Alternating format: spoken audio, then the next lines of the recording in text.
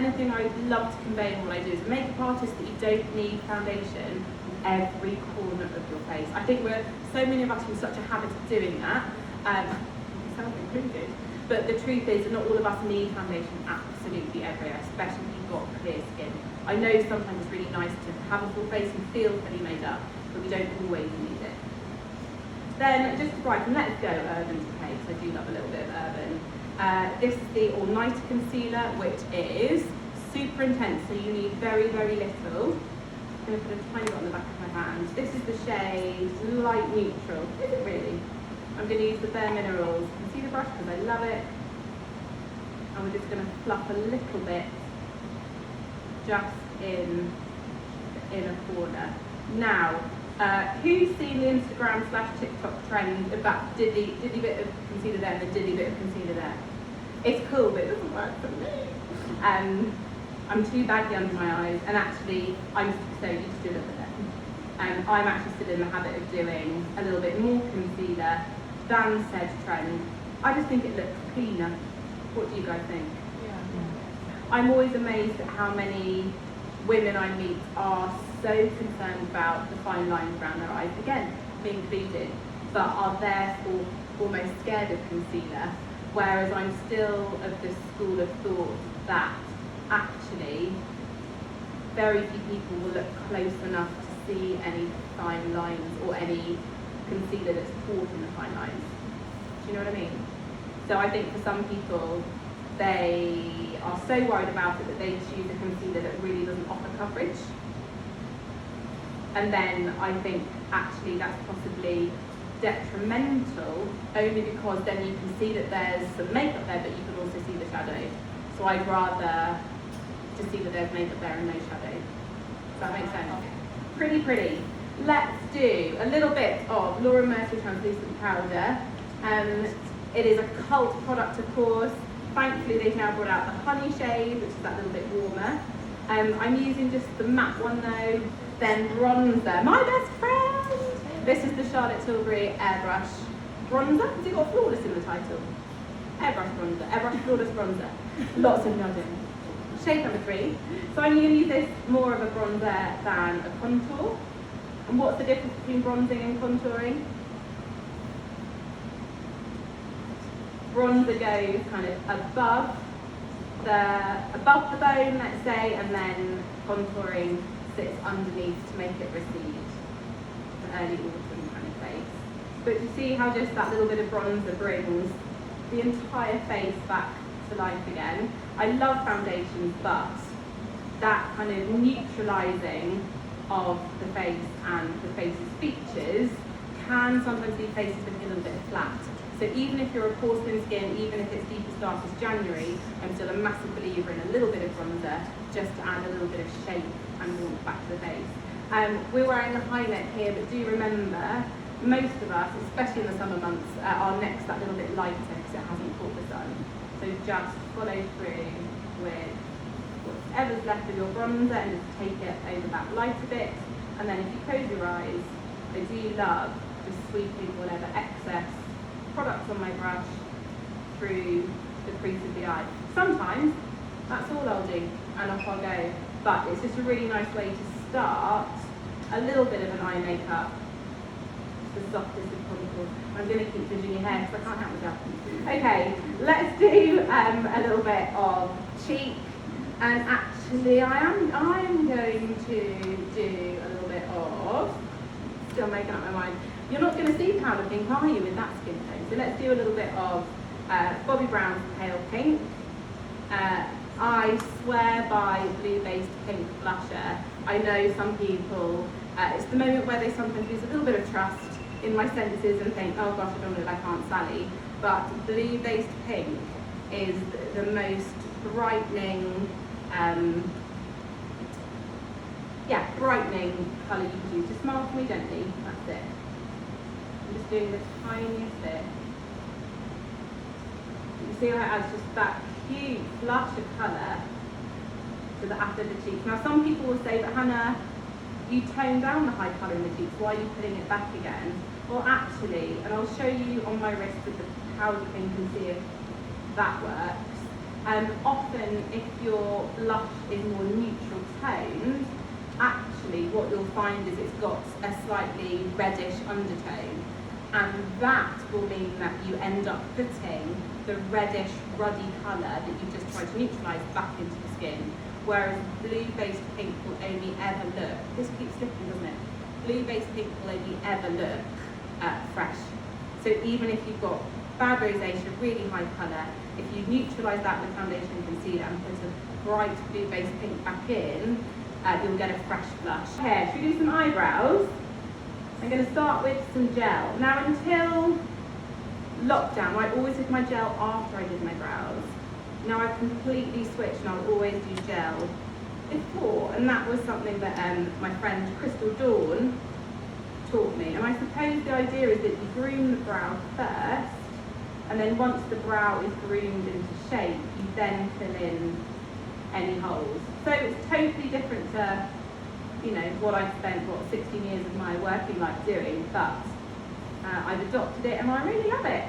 So I encourage you guys to give it a go, making sure that I brush the brows up. Not necessarily because I think everyone should have a Nicky Wolf feathered brow, but it's more just to make sure that when you do fill in your brow, that you've got kind of the most natural lift. Need to leave that set to dry, so let's leave the pencil for now. Let's go into, oh my gosh, look at this. I've been playing with this palette the last couple of days. This is the MAC Feast Your Eyeshadow palette, brand new, and I was with MAC yesterday and it's almost sold out. I'm going to start with a kind of matte, slightly pinky shade, and this is going to go all over the lid. If you can tell that for me, can't ever say it. I think pink is one of the most underrated eyeshadow colours, and I say probably, the Charlotte Tilbury Pillow Talk palette is one of the palettes I use most in my kit. It's probably the one I have to replenish most frequently because there's something so beautiful about a soft matte pink, especially through the crease of the eye, almost kind of for any occasion, especially a bride actually. Super classic. So I'm just going to start building with the soft kind of pinky matte. It's also great for anyone who's naturally green-eyed. Mauvey pinky tones really help bring out the green of the eye. So if you're ever worried or wondering what's going to look best with green eye, look at kind of pinky mauve. They're absolutely beautiful. You know, through to full purple. So just getting that on as a bit of a base colour. And then we're going to move into a bit of a pinky mauvey shimmer. Now I'm still a huge fan of shimmer shadows with ring fingers, purely because you can waste so much shadow trying to pick it out with a brush and then fluffing it down your makeup, whereas if you just scroll over with your ring finger, did someone just say that was me? Did I make that up? No.